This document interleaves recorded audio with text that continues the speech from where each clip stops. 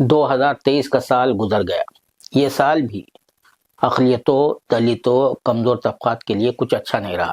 خاص طور سے اس ملک کی جو دوسری سب سے بڑی مذہبی آبادی ہے یعنی مسلمان اور عیسائیوں کے لیے جو گزرا ہوا سال ہے وہ بہت ہی پینفل رہا، تکلیف دہ رہا.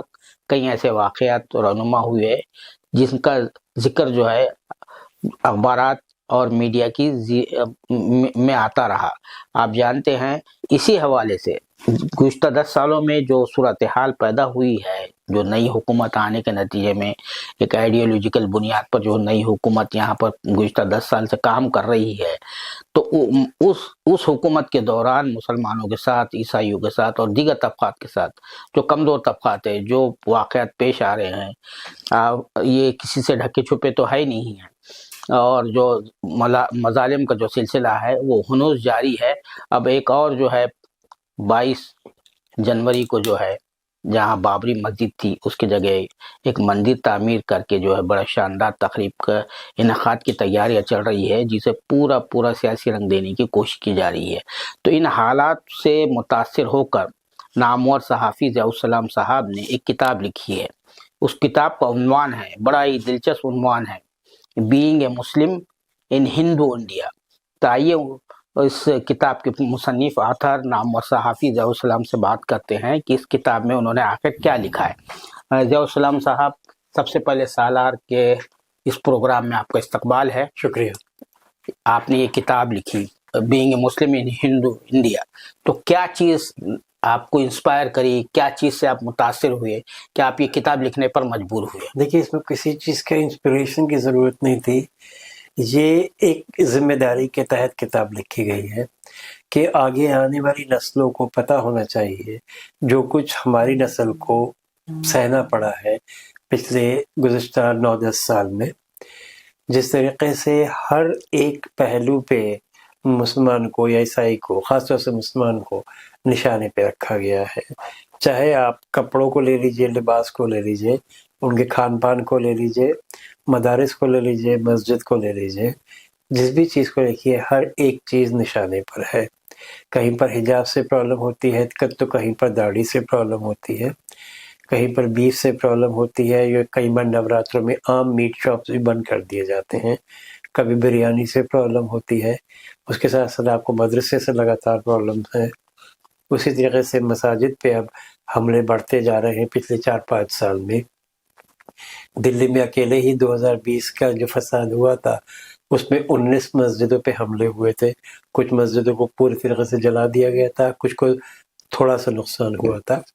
تو ایسی بہت سارے چیزیں ہیں جس سے کہ آدمی کئی بار تھوڑا بے بس فیل کرتا ہے، کئی بار تھوڑا غصے سے فیل کرتا ہے. تو بے بسی یا غصہ دونوں ہی چیزوں کسی چیز کا حل نہیں ہوتے. حل ہوتا ہے کہ آپ اپنی لڑائی لڑیں، اور یہ لڑائی قلم سے لڑنے کی کوشش ہے. تو یہ اس کتاب میں جو ہے آپ نے جو بھی چیزیں شامل کی ہے تو ان واقعات کو اکٹھا کیا، کیونکہ میں اس کتاب کو ابھی دیکھا نہیں ہوں، میں نے پڑھا نہیں ہوں، لیکن اس کا بہت چرچا ہے. اس حوالے سے آپ کافی انٹرویوز بھی میڈیا میں آ چکے ہیں، تو اس کے کنٹینٹس پر ذرا تھوڑی سی روشنی ڈالیں. اس میں ہم نے شروع میں کتاب میں کوشش کری ہے جو ہمارے دیش کا پولیٹیکل میپ ہے اس کو درشانے کی، کہ کیسے پچھلے 9-10 سال میں مسلمانوں کو سبھی پولیٹیکل پارٹیز، نہ کہ صرف بی جے پی، اپنے ٹکٹس کم دیتی جا رہی ہیں. اگر ایک پارٹی پہلے 25 ٹکٹ دیتی تھی لوک سبھا الیکشن میں تو وہ 15 پر آ گئی ہے، اور بی جے پی تو کوئی بھی ٹکٹ دینے کو تیار ہی نہیں ہوتی ہے کہنے کو. پہلی بار سن 47 کے بعد ایسا ہوا ہے ہمارے دیش میں کہ سینٹرل گورنمنٹ میں ایک بھی مسلم منسٹر نہیں ہے، اور جو رولنگ پارٹی ہے بھارتیہ جنتا پارٹی، اس کے پاس ایک بھی مسلمان ایم پی نہیں ہے. یہ ایک پکچر ہے. دوسری پکچر اس کی یہ ہے کہ جہاں پہ ایک طرف ان کو الیکشن میں اتارتے نہیں ہیں، میدان میں نہیں اتارتے، وہیں دوسری طرف 25% آبادی ایسی ہے مسلمانوں کی کچھ اسٹیٹس میں جن سے کہ ووٹنگ رائٹ ایک طرح سے چھین لیا گیا ہے بغیر اناؤنسمنٹ کے. جیسے کچھ لوگ تلنگانہ میں، کرناٹک میں پہلے ووٹ کیا کرتے تھے، پھر 2018 کے الیکشن میں جب وہ ووٹ کرنے پہنچے تو انہوں نے دیکھا ان کا نام الیکٹرل رول سے مسنگ تھا. اور یہ چیز صرف ایک کلریکل ایرر نہیں ہو سکتی، کیونکہ جب آپ ایک ہی قوم کو ٹارگٹ کریں گے یا دلت کو ٹارگٹ کریں گے اور اتنے ہی اپر کاسٹ کے لوگ نہیں ہوں گے ہندوز کے جن کا کہ نام مسنگ ہو الیکٹرل رول سے، تو اس کے پیچھے لوگ بہت کچھ سمجھتے ہیں. تیسری چیز یہ ہوئی ہے ہمارے دیش میں کہ جو ڈی لمیٹیشن ایکسرسائز ہماری الگ الگ اسٹیٹس میں شروع ہوئی ہے، اس میں کنسٹیچوئنسیز کو ایسے ری ڈرا کیا جا رہا ہے کہ مسلمان ووٹ کی اہمیت کم ہو جائے. مثال کے طور پہ آسام کا کیس ہے. آسام میں اب سے چند مہینے پہلے جو ڈی لمیٹیشن ایکسرسائز پورا ہوا، اس سے پہلے 29 ایسی سیٹس تھی جہاں پہ مسلم ووٹ کروشل ہوا کرتا تھا. ڈی لمیٹیشن کے بعد وہ صرف 22 سیٹس تک محدود رہ گئی ہے. اس کے بعد سیکنڈ سیکشن میں کتاب کے ہم نے ہسٹری پہ نظر ڈالی ہے کہ کس طریقے سے ہسٹری سے کھلواڑ ہو رہا ہے. مسلمان کا ماضی لیا جا رہا ہے اس کے مستقبل کو ختم کرنے کے لیے. جو کچھ اچھا کنٹریبیوشن مسلمانوں کا رہا ہے میڈیول ایج میں، سلطنت ایج میں یا مغلز کے ایج میں یا ڈیکنی سلطانز کے ایج میں، ان سب کو انڈر پلے کیا جا رہا ہے ہسٹری بکس میں یا مٹایا جا رہا ہے. اس کے بعد کافی ڈیٹیلڈ فوکس ہے لنچنگ کے انسیڈنٹس پہ اور مساجد کے اوپر، کس طرح سے مدرسوں پہ مساجد پہ حملے ہوئے ہیں. یہ جو بلڈوزر ایک نیا ویپن کے طور پہ باہر آیا ہے پچھلے 2-3 سال میں، کہ بلڈوزر کا یہ جسٹس ہے، یہ سارے لاز آف جو ہوتے ہیں ہمارے دیش کے اس کے خلاف ہے کہ آپ کسی کو اپنی بات کورٹ میں کہنے کا موقع نہیں دیتے، کوئی سنوائی نہیں کرتے، بالکل ایک تاناشاہ کی طریقے سے کہ تاناشاہ کو لگ گیا اس انسان نے غلط کام کرا ہے اور آپ نے اس کی ساری پراپرٹی، زمین، جائیداد سب توڑ دی. ایک بہت ہی سیڈ کیس ہے خارگون کا مدھیہ پردیش میں. وہاں پر ایک آدمی ہے جن کے کہ دونوں ہاتھ نہیں ہیں، وسیم احمد. ان کی دکان کو بلڈوز کر دیا گیا تھا. یہ کیا کہ انہوں نے پولیس پہ پتھراؤ کیا ہے. جو انسان پانی کا گلاس خود نہیں اٹھا سکتا، اس کو یہ اکیوز کیا گیا کہ اس نے پولیس پہ پتھراؤ کیا اور اس کی ایک چھوٹی سی دکان تھی جس سے اپنی روزی روٹی چلاتا تھا، اس کو توڑ دیا گیا. ایسے بہت سارے واقعے ہیں کتاب میں اور کہیں نہ کہیں پہ شاہین باغ کا بھی ذکر ہے. اچھا ضیاء السلام صاحب، ان 10 سالوں میں کچھ ایسے قوانین بنائے گئے جن کا خاص نشانہ مسلمان ہے، جیسا کیٹل ایکٹ. وہ ایک اکنامک آفنس ہے لیکن اس کو کرمنل آفنس بنا دیا گیا اور 10 سال تک کی سزا ہے اس کے اندر، گجرات کا خاص طور سے. پھر جو ہے ٹرپل طلاق ایک سیول معاملہ ہے، اس کو جو ہے آپ نے کرمنل معاملہ بنا دیا، ایسے جس طرح سے پھر سی اے کا معاملہ ہے. اور بھی بہت سے قوانین سازی کی جا رہی ہے، یعنی ایک منظم انداز سے، یعنی سرکاری سطح سے ہو رہا ہے یہ سب پورا کا پورا. نیچے ایکٹرز تو پلے کر رہے ہیں، سرکاری سطح پر بھی ہو رہا ہے. تو ان چیزوں کو بھی آپ نے احاطہ کیا ہے کتاب میں. جی، اس میں طلاق کا میں نے کوئی اس طریقے کا ذکر نہیں کرا. طلاق کے پر میری الگ کتاب پہلے آ چکی ہے، ٹل طلاق ڈوئرس پارٹ، اب سے 4 سال پہلے آئی تھی وہ. میں نے اس میں شاہین باغ کا ذکر کرا ہے جو میں نے ابھی آپ کو بولا، این ٹی سی اے پروٹیسٹ کا. اور وہ این ٹی سی اے پروٹیسٹ میں جہاں پر ایک طرف پتہ چلتا ہے کہ ہماری سرکار نے کیسے ڈسکرمنیٹ کیا ہے کہ جو لوگ بھارت کے ناگرک بننا چاہتے ہیں، بھارت کے شہری بننا چاہتے ہیں، ان کو آپ پراتھمکتا دیں گے، پریفرنس دیں گے اگر وہ پاکستان، بنگلہ دیش، افغانستان سے آ رہے ہیں، جب تک کہ وہ مسلمان نہ ہوں.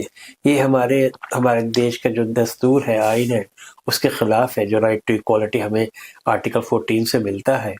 تو اس کے تحت جو شاہین باغ میں عورتوں نے پروٹیسٹ کیا تھا، پھر وہ پوری موومنٹ بنی این ٹی سی اے کی، اس کو کتاب میں رکھا گیا ہے. یہ دکھایا گیا ہے کہ مسلمان بھارت کی جو ڈیموکریسی ہے اس میں اپنی جگہ بنانا جانتا ہے. ایک ہاتھ میں ان عورتوں نے قرآن لیا تھا، دوسرے ہاتھ میں کانسٹیٹیوشن لیا تھا. اور یہ ہمارے دیش کی جو ڈیموکریسی ہے اس کے لیے بھی ایک بہت ہی بہترین اشتہار ہے کہ جو اقلیت قوم ہے وہ آج بھی کانسٹیٹیوشن کو اپنے سینے سے لگا کے چلتی ہے. کتنا بھی اس کے ساتھ ناانصافی ہوئی ہو، کانسٹیٹیوشن سے، آئین سے بھروسہ بھارت کے مسلمان کا نہیں اٹھا ہے اور آئین کو دیکھتے ہوئے ہی وہ اپنے حقوق کی بات کرتا ہے. اچھا، آزادی کے بعد ویسے تو مسلمانوں کی جو ہے صورتحال جو ہے آزادی کے بعد سے ہی خراب ہونا شروع ہوئی ہے، لیکن گزشتہ سالوں میں اس میں ایک دم زبردست طریقے سے جو ہے چوطرفہ جو ہے یعنی حملے ہونا شروع ہوئے اور ان کو ہر طرح سے نشانہ، جیسا کہ آپ نے فرمایا، ان کی کلچر پر بھی نشانہ بنایا جا رہا، ان کی شناخت پر بھی نشانہ بنایا مختلف چیز. تو 2019 جو ہے وہ بہت اہمیت کا سال ہے مسلمانوں کی تاریخ کے حوالے سے دیکھا جائے. ایک تو بابری مسجد کا فیصلہ آتا ہے، سی اے کا قانون بنتا ہے، 370 جو ہے ہٹایا جاتا ہے. یعنی یہ 2019 بہت ہی ہے نا، کیا کہیں گے، ایک لینڈ مارک ہے وہ مسلمانوں کے لیے، وہ یاد رکھیں گے وہ تاریخ جب بھی پڑھی جائے گی. تو اس حوالے سے کچھ آپ نے کچھ اس کو لے آیا ہے یہ ان چیزوں کو جو ہے جس طرح سے آپ کتاب پڑھیں گے آپ کو پولیٹیکل.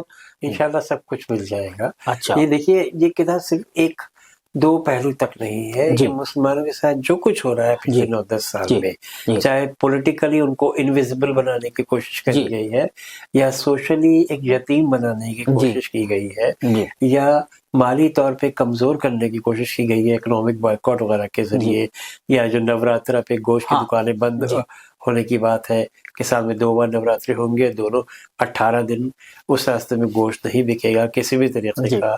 یا اب کے سے جو شراون کے مہینے میں 2 مہینے کا شراون ہوا، 2 مہینے آپ نے گوشت نہیں جی بکنے دیا یو پی میں. جی تو اس طرح کے بہت سارے کیسز ہیں، اور یہ خالی ایک ڈاکیومنٹ نہیں ہے جی بلکہ یہ ایک آلسو نوٹ آف ہوپ ہے، ایک امید کی کرن ہے کہ ان سب چیزوں کے باوجود بھارت کا جو مسلمان ہے وہ آگے بڑھنا چاہتا ہے.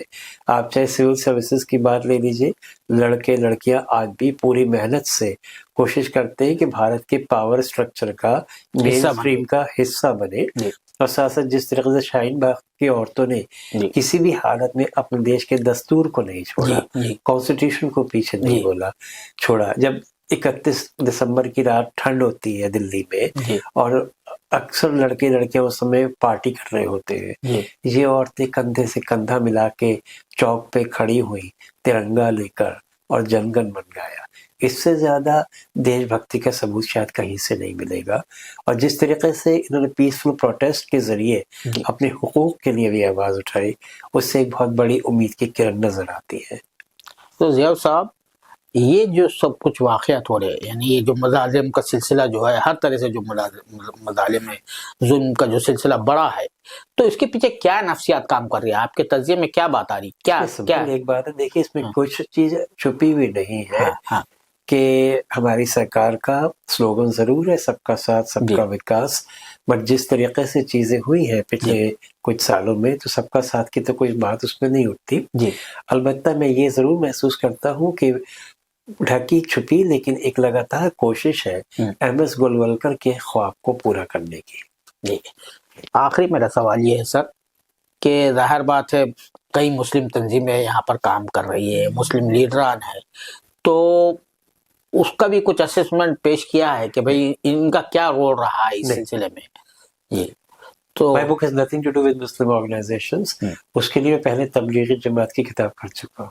جی جی جی. تو آپ سمجھتے ہیں کہ بہرکیف کتاب سے ہٹ کر یہ سوال کہوں گا میں، یہ جو حالات آئے ہیں مسلمانوں پر، جو گزر رہی ہے، بیت رہی ہے، تقسیم ہند کے بعد کچھ حالات تھے لیکن یہ بڑے ہی سخت حالات سے اور آزمائشوں سے گزر رہے ہیں، تو مسلم تنظیموں کا، مسلم قائدین کا کیا رول آپ کے؟ دیکھیے آر ایس ایس کی شروعات ہوئی تھی 1925 میں. جی 2 بڑی مسلم تنظیموں کی شروعات اس کے آس پاس ہوئی تھی، جی. ایک کی 1919 میں، ایک کی 1927 جمعیت علماء میں، ایک. جی جمعیت علماء ہند اور تبلیغی جماعت. جی آپ دیکھ سکتے ہیں آر ایس ایس نے کس طریقے سے قدم با قدم جی پورے دیش کو اپنے شکنجے میں کر لیا ہے. جی آپ چاہے پولیٹیکل لائف دیکھ لیجئے، سوشل لائف دیکھ لیجئے، کلچرل لائف دیکھ لیجئے، انہوں نے پورے ایک ہندو کمیونٹی میں بہت بڑے حصے میں دیش کے ایکسیپٹنس ہی نہیں پایا بلکہ محبت پائی ہے. جی اور بہت سارے لوگ آر ایس ایس کو بہت عزت سے دیکھتے ہیں ہندو کمیونٹی میں، اور پورے طریقے سے آر ایس ایس کے پیچھے چلنے کو تیار ہے. جی. آپ اس کے مقابلے میں اگر آپ مسلم جماعتوں کو دیکھیں گے تو کہیں نہ کہیں پہ عوام سے اپنا تعلق بنانے میں ناکامیاب رہے ہیں. خاص طور سے اگر آپ تبلیغی جماعت کو دیکھیں تو تبلیغی جماعت کے پاس ایک بہت بہترین موقع تھا، جس طریقے سے یہ گھر گھر جا کے لوگوں کو بلاتے ہیں نماز کے لیے، چلنے کے لیے. اگر یہ صرف نماز کی بات نہیں کرتے، قرآن سمجھانے کی بات کرتے اور دیش کی آئین کی بات کرتے، لوگوں کو ان کے حقوق اور ان کی ذمہ داریوں سے کے بارے میں بتاتے تو آج مسلمانوں کی حالت کچھ الگ ہوتی ہے. کہ کتاب کا عنوان جو رکھا ہے بینگ مسلم ان ہندو انڈیا، تو یہ ہندو انڈیا کا لفظ کیوں استعمال کیا آپ نے؟ Do you disagree that we are living in Hindu country today? جی آج آپ دیکھیے ہمارے پردھان منتری کاشی وشوناتھ جاتے ہیں جی پوجا کے لیے، انوگریشن کے لیے. ابھی وہ ایودھیا جائیں گے رام مندر کے ادگھاٹن کے لیے. جی وقتاً فوقتاً وہ کیدارناتھ بھی جاتے ہیں اور جگہ پہ جاتے ہیں. پبلسائز تو بھی کرتے ہیں. ایک خاص مذہب کو ٹوٹل پبلسٹی، ٹوٹل سپورٹ ملتا ہے. اور جو لیڈنگ پارٹی ہے ہمارے یہاں کے دیش کی، وہ ہندو راشٹر کی بات کھلے طور پہ کرتی ہے. اس کے جو ایم ایل ایز ہیں، ایم پیز ہیں، الگ الگ موقع پہ یہ بات کہنے سے نہیں چوکتے. ایون موہن بھاگوت جی کہتے ہیں بھارت تو ایک ہندو راشٹر ہے اور یہاں پہ رہنے والا ہر ایک ناگرک ہندو ہے. اب ان کی ہندو کی پریبھاشا شاید دھرم تک سیمت نہیں ہے، لیکن وہ بھی ہندو راشٹر ہی کہتے ہیں. بہت شکریہ سالہ سے بات کرنے کے بہت لیے. بہت شکریہ. یہ تھے جناب ضیاء السلام صاحب، جو بینگ مسلم ان ہندو انڈیا کے مصنف اور ہندو جو اخبار ہے، معتبر اخبار ہے، پالیسی ساز اخبار ہے، پالیسی میکرز اس کو پڑھتے ہیں، اس کے ایسوسیٹ ایڈیٹر ہیں. ان کی کتاب میں جو چیزوں کو یکجا کیا گیا وہ یہی ہے کہ کس طرح سے مسلمانوں کو ہر طرح سے حاشیے پہ لگانے کی کوشش جاری ہے، چاہے وہ سیاسی میدان ہو، معاشی میدان ہو، تعلیمی میدان ہو، یا ان کی شناخت کا مسئلہ ہو. لیکن اس کے باوجود مسلمانوں کے اندر جو ایک ہمت ہے اور جو ہے امید کی جو کرن ہے، جیسا کہ انہوں نے اپنی کتاب میں خاص طور سے شاہین باغ کی تحریک کا تذکرہ کیا ہے، تو انہوں نے یہاں پر یہ بھی بتانے کی کوشش کی ہے کہ مسلمان ان سب حالات کے باوجود، ان سخت حالات کے باوجود، وہ اب بھی آئین سے محبت کرتے ہیں، ملک سے محبت کرتے ہیں، اور اپنی جو کچھ بھی چیزیں ہیں وہ آئین کے تحت حاصل کرنے کی کوشش کر رہے ہیں، اسی کے تحت جدوجہد کر رہے ہیں. اس کے علاوہ انہوں نے مسلم تنظیموں کے حوالے سے بھی یہ کہا کہ اس کتاب میں مسلم تنظیموں کا تو کوئی تذکرہ نہیں کیا گیا ہے، لیکن مسلم تنظیموں کو جس طرح سے کام کرنا چاہیے تھا، خاص طور سے تبلیغ جماعت کو، انہوں نے ایک کمپیریزن پیش کیا کہ آر ایس ایس جو کا قیام عمل میں آیا 1925 میں آیا تھا، اسی دوران جو ہے اس سے پہلے جمعیت علماء 1919 میں قائم ہوئی تھی، اس کے بعد تبلیغ جماعت کا سلسلہ شروع ہوا تھا. لیکن آر ایس ایس آج ایک مقبول تنظیم ہندوؤں میں بنی ہوئی ہے، ہندوؤں کے طبقے میں بنی ہوئی ہے، لیکن یہ جمعیت علماء اور تبلیغ جماعت کو جس طرح سے کام کرنا چاہیے تھا انہوں نے نہیں کیا. تو یہ سوچنے کا انہوں نے ایک پہلو عوام کے سامنے رکھا ہے، ناظرین کے سامنے رکھا ہے. کیمرہ مین ذیشان رائے کے ساتھ میں عبد الباری مسعود، نئی دہلی.